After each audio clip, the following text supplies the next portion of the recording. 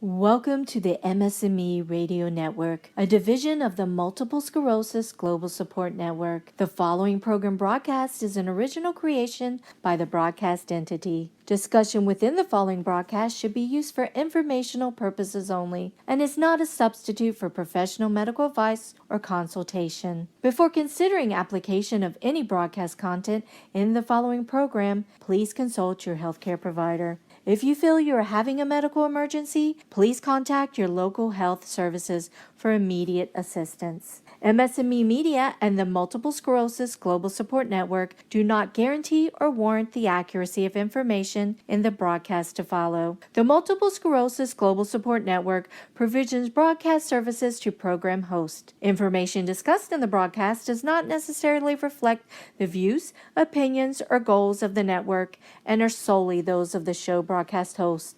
Should you wish to host a broadcast, please visit our website at msmemedia.com and submit a request to become a program host.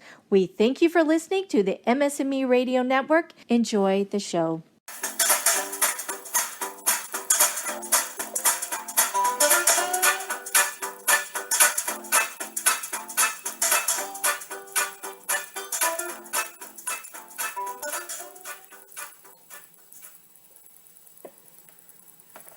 Hello, my name is Shirley Merritt, and I want to welcome you to my show. I call it Raspberry Lemonade, Let's Talk. First, I would like to thank my Lord and Savior, Jesus Christ, for giving me the blessing of having my own show. I also want to thank the staff of the MS&Me Radio Network for affording me this opportunity of bringing this discussion to this platform. Today, I have a special treat for you. My guest is renowned artist, action-adventurer, author of the novella Rags. She's also an MS survivor, and her name is Talona Shalay. Hi, Talona. Hey, Shirley. How are you? I'm well, thank you. Thank you for having me. Yes, thank you for being here. Talk to us about the beginning of your personal journey with MS, beginning with when you were diagnosed. What was your age and what were your initial symptoms? Well, I was just recently officially diagnosed January of last year. Although I've been having symptoms, I was having symptoms a decade prior to that, and my three main symptoms were the same. I had symptoms with urinary symptoms, without getting too graphic. I had symptoms with bowels, and I also had symptoms with my eyes. My eyes were giving me a lot of trouble. So what kind of eye symptoms were you having? Yeah, and my eyes, those were coming across the most. That was the heaviest. I started having double vision. And it just wasn't clear when it was dimmer, or it just was different. It wasn't the same. It wasn't as crisp and clean, Okay, yeah, I understand. I think I had a similar symptom where it was like a thumbprint that I would see in my vision.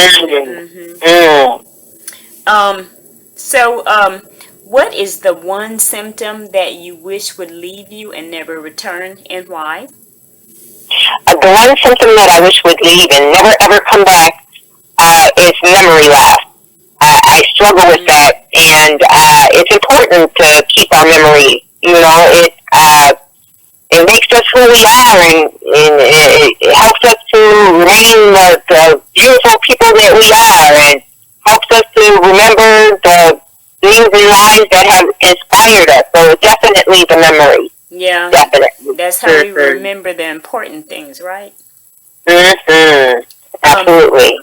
So does MS affect you when you are performing your crafts? And if so, tell us in what ways. Well, I have three different crafts I like to own to. That is the craft of painting, the craft of storytelling and writing, and the craft of educating.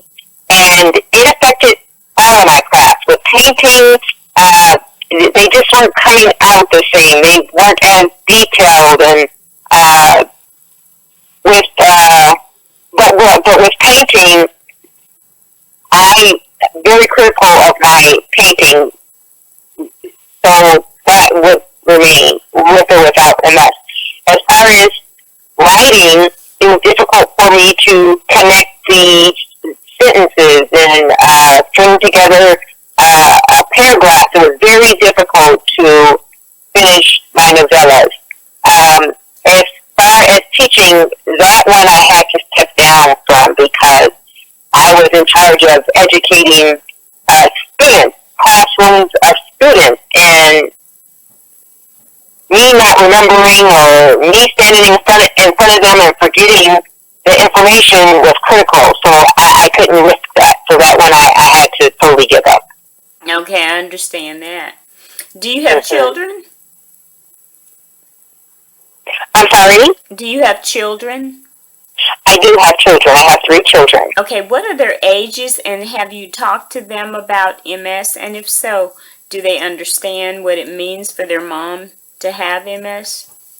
My children, fortunately, were adults when I was diagnosed with MS.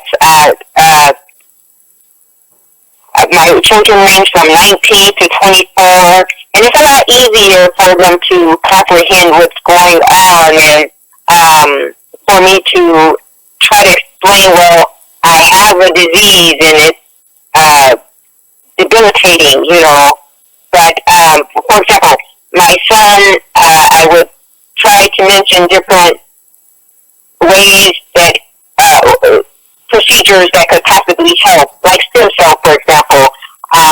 He wasn't too keen on it, but when he witnessed one of my temporary paralysis attacks, then he finally was able to say, okay, maybe you should go with that. My oldest daughter, she's the true brain child, skipped the grade, went off to college early.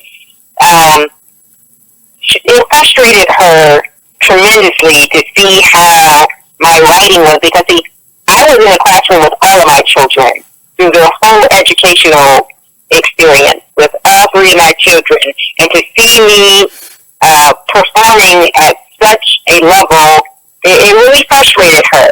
My 3rd child, my mini-me, I call her mini-me because she's also a painter. She's more forgiving, and she doesn't care. She's just,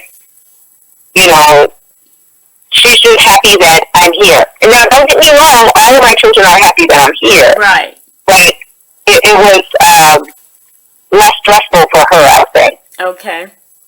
Mm-hmm. Who would you say is the most supportive person in your life, and elaborate on why? The most supportive person in my life is my husband. It's always been my husband. Mm-hmm. And I say that because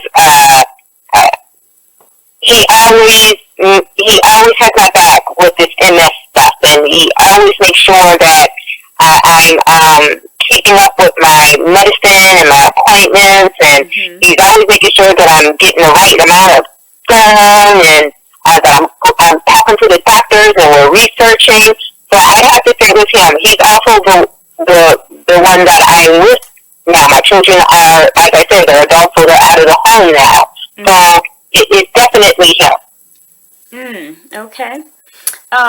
What would you say inspires you the most when creating your art pieces? What inspires me most when creating my art pieces, I have to say, are my memories. They're memories, they're images, they're visions, and I can receive them when I'm sleeping, mostly sleeping, when I'm thinking about situations, and my imagination is wild, which is why I created such a wild story, Rags, my novella, but that would have to be my inspiration. Does MS cause any problem with your memory? Yes, it does, especially when writing, and sometimes when painting as well. I have an idea, and if I don't write it down, then there it goes. It's up in the ethers, it evaporates, and it's very difficult to to recall that memory. So. Mm. What methods do you practice in order to remain positive and motivated? Like what keeps you going? By far, what keeps me going are my children, my family. I don't want them to ever see me give up. I want them to always know that their mother tried. I fought for it, I didn't let this thing just take me. I didn't submit. So that's definitely what keeps me fighting. Okay. Now, do you have any, like, I don't want to use the word fear, but do you ever feel like it could impact your career or it might affect your career in a negative way? Oh, absolutely, because we don't know what the future holds. And it can very well, it can be that I wake up tomorrow and I have a long-term temporary paralysis attack, or it's permanent. We just don't know. So, and I hear about different ones, MS patients who just so happen to lose that battle, and it's a nasty disease, so we don't know what the future's going to bring with it. So, yes, of course. Mm. Oh, yeah. And that brings me to my next question. If you were not an artist, now think about this. If you were not an artist, if you didn't have that artistic ability, what do you think you would be? I would definitely be a teacher. That's what I would be doing. Mm-hmm. Now, if I would be a teacher if I didn't have an MS.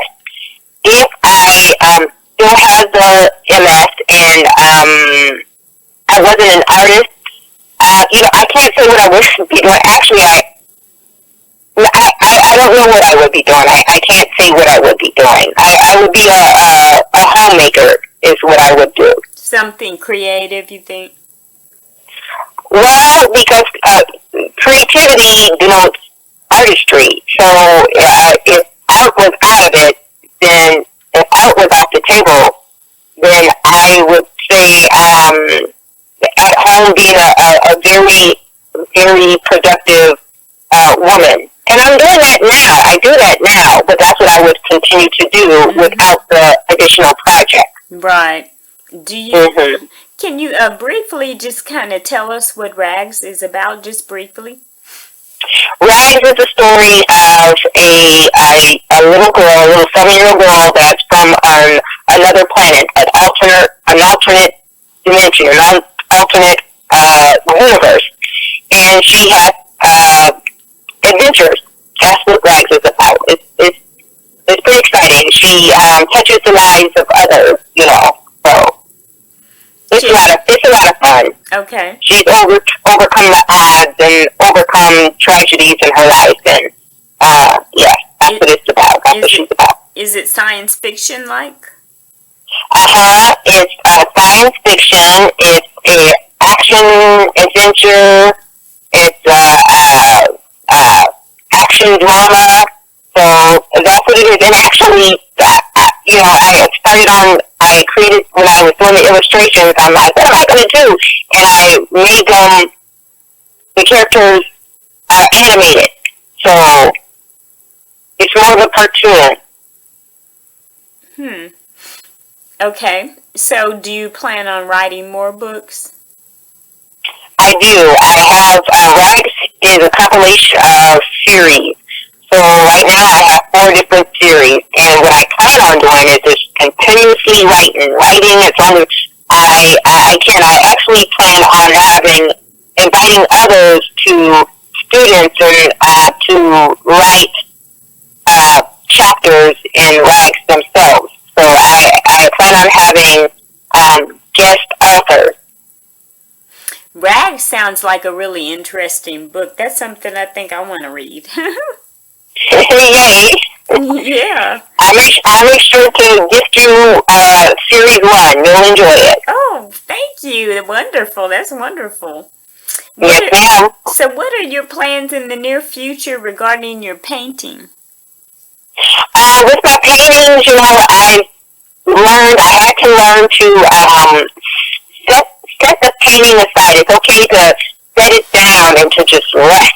And to just be quiet with it, because I wasn't doing that, and that impacted my painting significantly to keep going, even though I was tired. So nowadays, I can set my brushes down, my paints aside for 6 months plus, and be okay with it, and pick it back up and start all over again. I'm rested, so let me start over with it. I'll always paint. I always do that.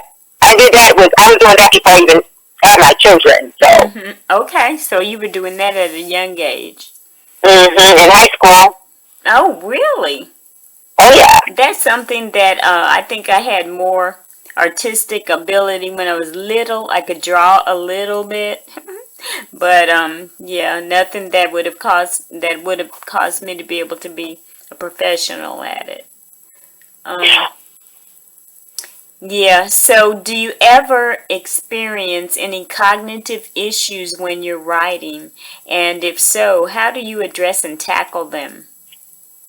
Yes, I have many cognitive issues while writing, and how I address it is to set it aside. I come across writer's block often, so I have to set it down, and now I know to jot down my memories, because if I lose them, like I said, I'm not getting it back, so I have to remember to, when I can be in the bed resting, and, I have this awesome idea, that would be awesome for the book.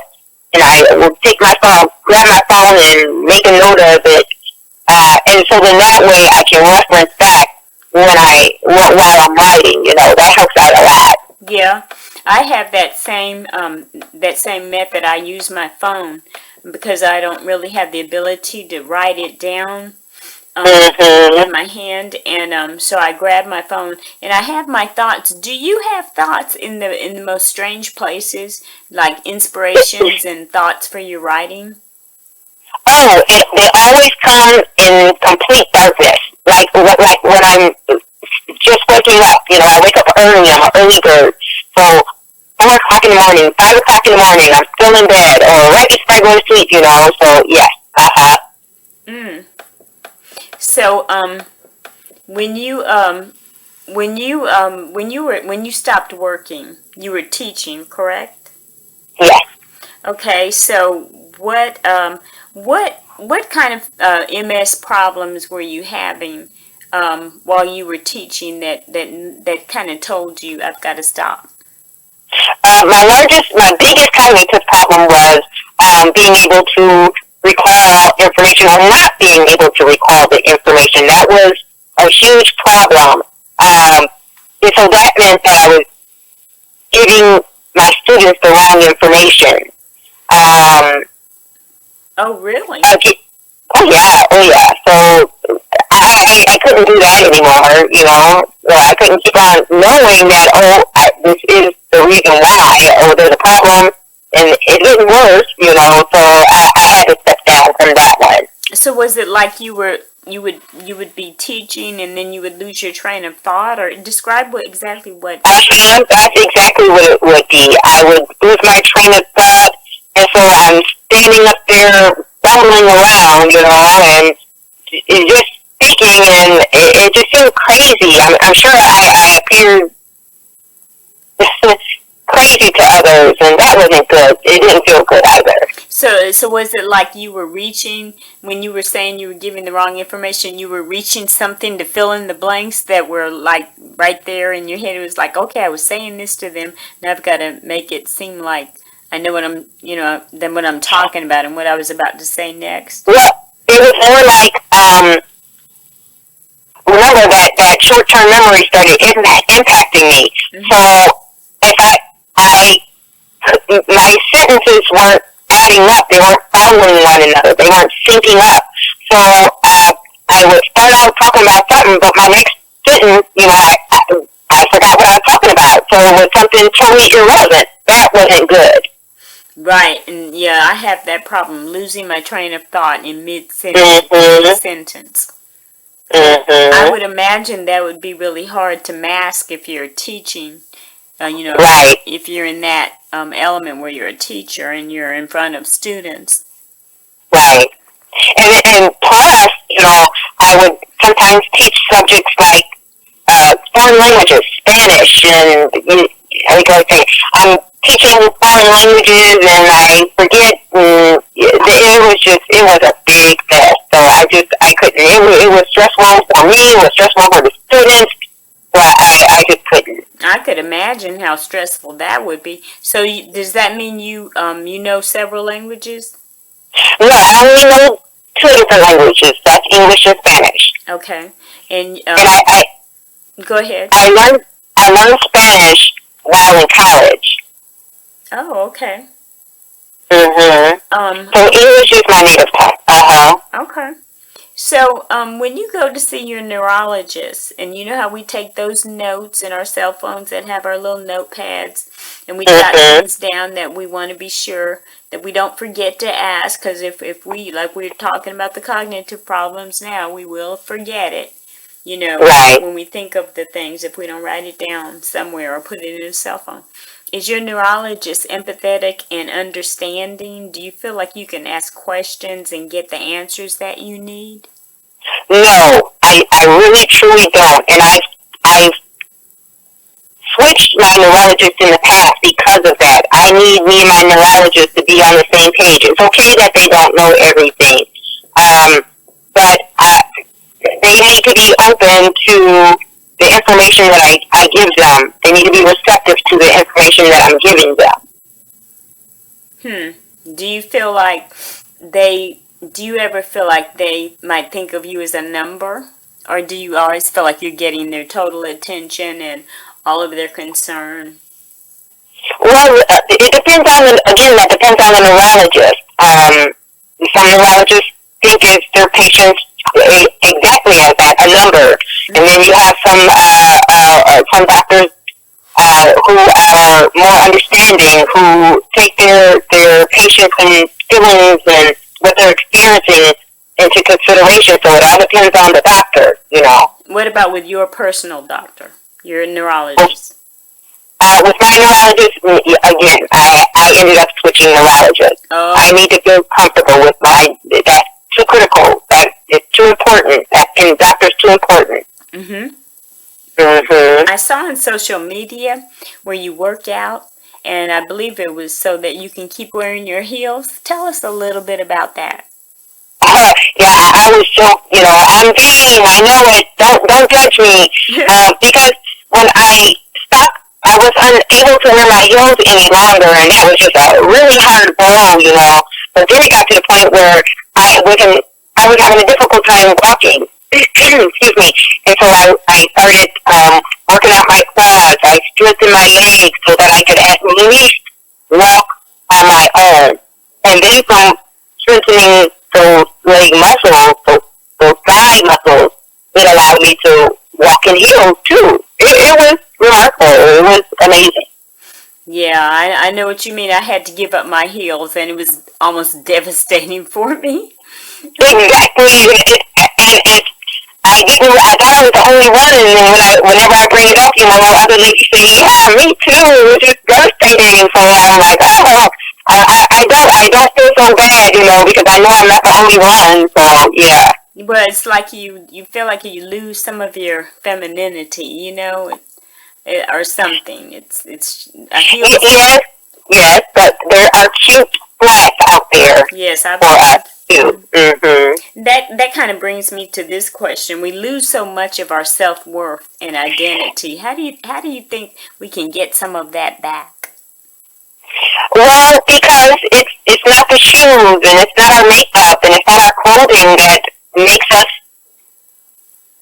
who we are. So we have to remember that. And that's the most important thing. Remember who you are. Like Simba, remember, Lion King, one of my favorites. But you have to remember who you are, and disregard all of the material things. You know who you are as a person.